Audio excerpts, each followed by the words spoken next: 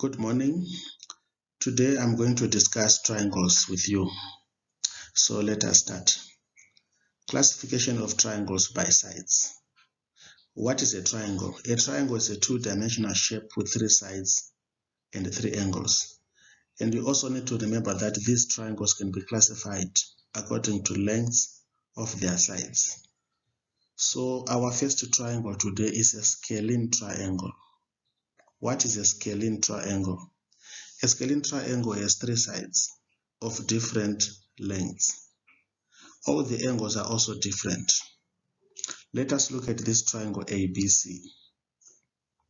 Triangle ABC is a scalene triangle because side AB and side BC and side CA are all different.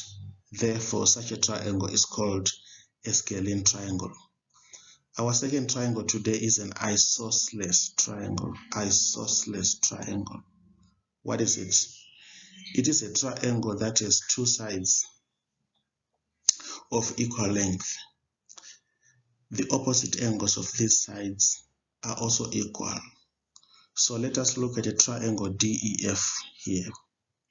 Side DE is equal to side EF.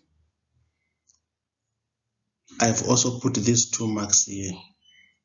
They mean that this side and this side are equal. You can also check here. Angle D and angle F are also equal. Angle D and angle F are also equal. Why? They are equal because we have a theorem in geometry which says angles opposite equal sides are equal in an isosceles triangle. Let me clarify this. Side DE, the opposite angle of side DE is angle F. And the angle opposite side EF is angle D. Therefore, if DE is equal to EF, it follows that angle D and angle F are equal. That is an important property of any isosceles triangle in geometry. Our third triangle today is an equilateral triangle. It is a triangle where all the angles are equal and all the sides are equal. Let us look at a triangle GHI. All the sides are equal. You can see there are 3 marks here, 3 marks here, 3 marks here. It means all those sides are equal. And therefore, all the angles are also equal. Angle G, angle H, and angle I are also. Let us look at slide 2. How do we classify triangles by angles? Triangles can also be classified according to the largest angle of the triangle. Let us look at triangle ABC. Triangle ABC is an acute angled triangle. Why? Because all the interior angles are less than 90 degrees. Let us look at our second triangle here.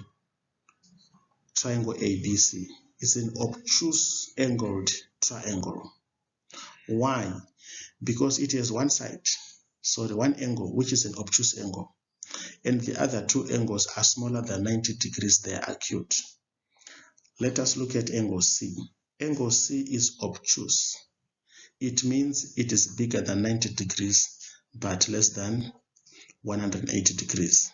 So this angle here, angle C, is obtuse. However, angle A and angle B are all below 90 degrees. Therefore, this triangle ABC is an obtuse angled triangle.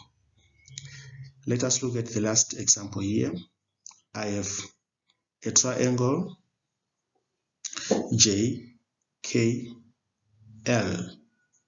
If we look at angle J, it's 90 degrees. It's given. So if this is 90 degrees, it follows that this angle here, L and K, are all less than 90 degrees. They are acute angles. On this side, let us talk about the description of triangles by both angles and sides. Let us look at our first example here, triangle ABC. Triangle ABC is an acute angled scalene triangle. You need to remember that in a scalene triangle, all the sides are different and all the angles are also different. But in this case, angle A is less than 90 degrees, angle B is less than 90 degrees, and angle C is also less than 90 degrees. Our second triangle is an obtuse angled isosceles triangle. You need to remember that an isosceles triangle has two sides that are equal and two angles that are equal. So this is an obtuse angled isosceles triangle because there is an angle, one of the angles between A, B, and C is an obtuse angle, which is an angle bigger than 90 degrees and smaller than 180 degrees. You also need to look that side AC is equal to side BC. Y is given. There are 2 marks, 1, 2, 1, 2. The last example in this slide is a right-angled isosceles triangle. By now you now know what a right angle is. A right angle simply means an angle equal 90 degrees.